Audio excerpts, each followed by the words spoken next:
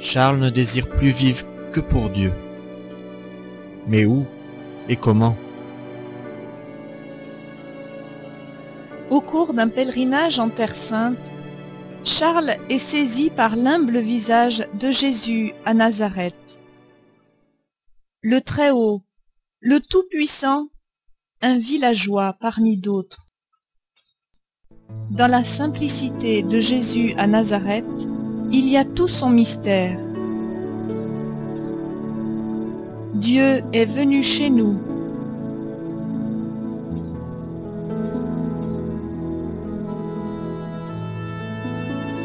Il a refusé les honneurs et la puissance. Charles veut être pauvre comme Jésus a été pauvre. Son désir d'imiter Jésus par amour est extrême.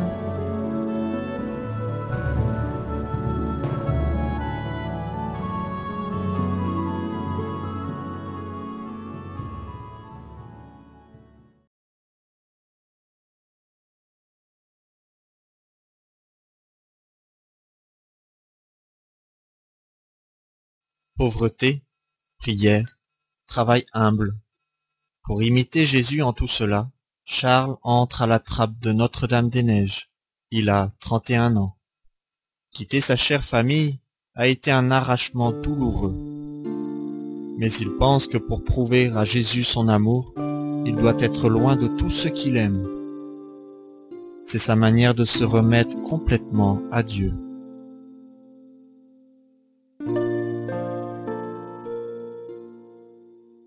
Cependant, Charles cherche une pauvreté encore plus radicale. On l'envoie donc à la trappe d'Akbès en Syrie. Mais au fond de lui-même, il n'est toujours pas satisfait. Il aspire à une forme de vie religieuse plus simple, plus semblable à celle des familles pauvres des alentours. Il demande donc à quitter la trappe. Ses supérieurs le font attendre plusieurs années. Charles apprend là d'une manière rude à laisser sa volonté propre et à s'en remettre à la volonté de Dieu.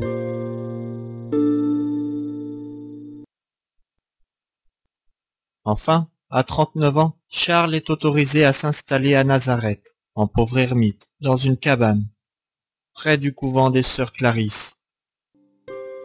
Là, pendant 3 ans, il s'imprègne de la parole de Dieu. À travers l'Évangile, il entre dans l'intimité de Jésus. Et il comprend maintenant que pour imiter Jésus de Nazareth, il doit non plus s'isoler, mais se rendre proche des plus abandonnés.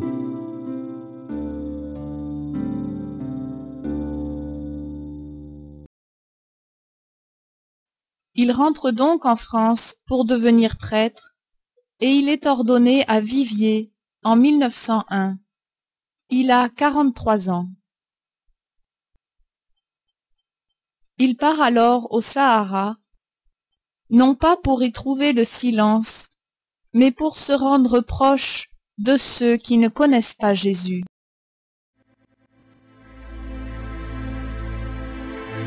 Que se fasse ta volonté, en moi comme en tous ceux qui vivent. Que se fasse ta volonté, en moi comme en tous ceux qui vivent. Que se fasse ta volonté, en moi comme en tous ceux qui vivent.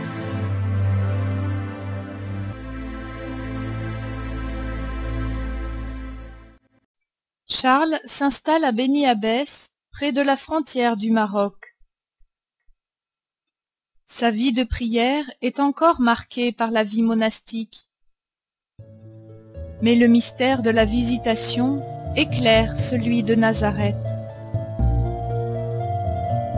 Il s'agit de porter Dieu en soi, porter Dieu à tous, à ceux qui sont dans le besoin, les pauvres, les pécheurs.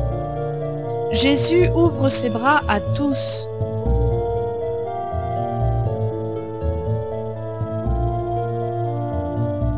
Charles voudrait être un évangile vivant, lisible, en être signe, concrètement, par toute sa vie.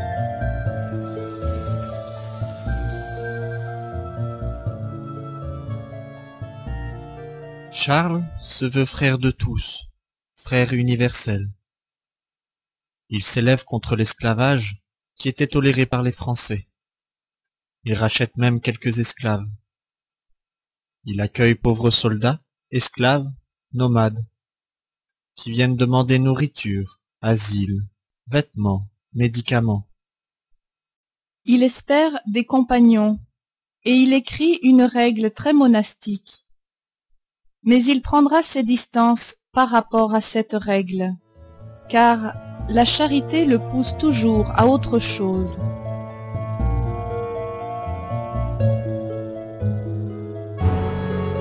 La Périne, un ami officier, l'invite à descendre plus au sud, vers des populations encore plus isolées. Charles hésite. Il a peur de perdre tout à fait son style de vie monastique. Mais il est comme poussé irrésistiblement. En 1904, enfin, il se joint à des détachements militaires. À l'époque, c'est la seule possibilité pour aller vers le sud.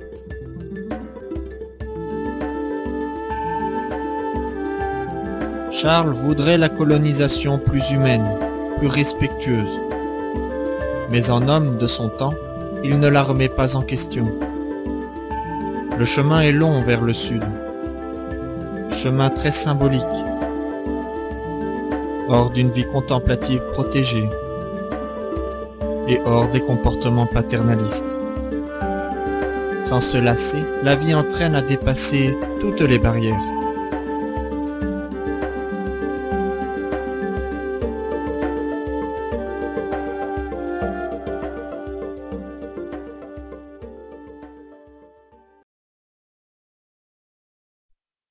« 1905. Pour s'installer au Hogar, Charles choisit Tamanrasset. Mais où?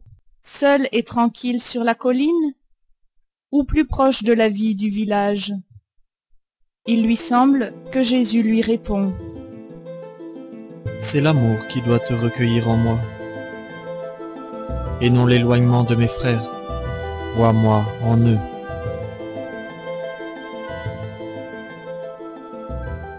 La maison qu'il fait construire est simple, à l'image de sa présence. Il brûle de faire connaître ce qui le fait vivre. Souvent, ce ne peut être qu'en silence, en se laissant saisir lui-même par le Christ. Cela retourne une certaine conception de la mission. Non pas d'abord convertir l'autre, mais se convertir soi-même, se faire petit et oser la rencontre.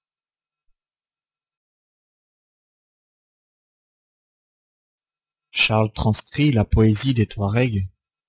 Il s'intéresse à leur histoire. Il compose le premier dictionnaire Touareg français.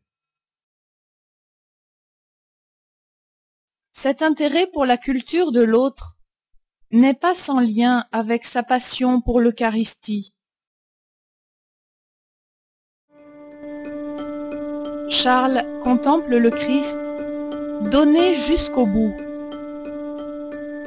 Et il le contemple en tout être humain. Il reste avec le Christ, même quand la prière est aride. Et il se rend proche de l'ami qui se tient là.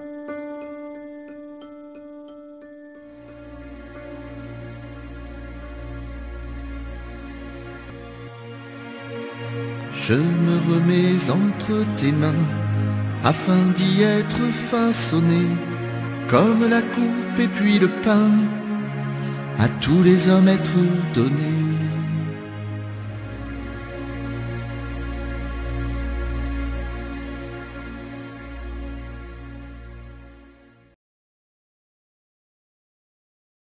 Fin 1907. Charles vit une période d'accablement. Le compagnon qui l'avait reçu n'a pas tenu le coup. Le pays est en proie à la famine. Lui-même est épuisé par un travail acharné, il tombe malade. Jusque-là, il se voulait petit et abordable. Mais c'était encore lui qui donnait.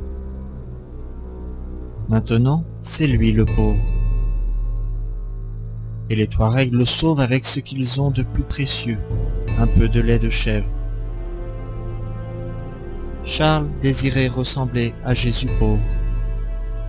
Il expérimente cette ressemblance d'une manière inattendue, en s'abandonnant à Dieu, mais aussi aux autres. Et c'est le même mouvement.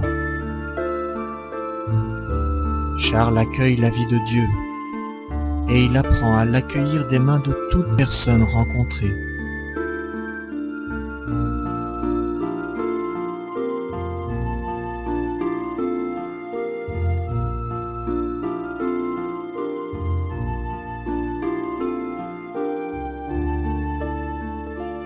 La vulnérabilité a ouvert la porte à une amitié plus vraie.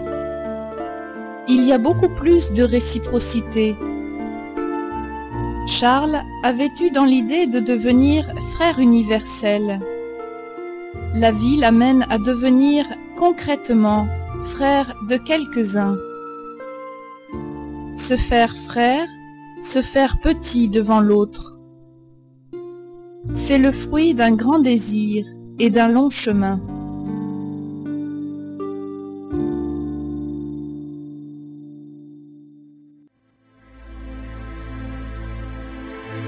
Que se fasse ta volonté, en moi comme en tous ceux qui vivent. Que se fasse ta volonté, en moi comme en tous ceux qui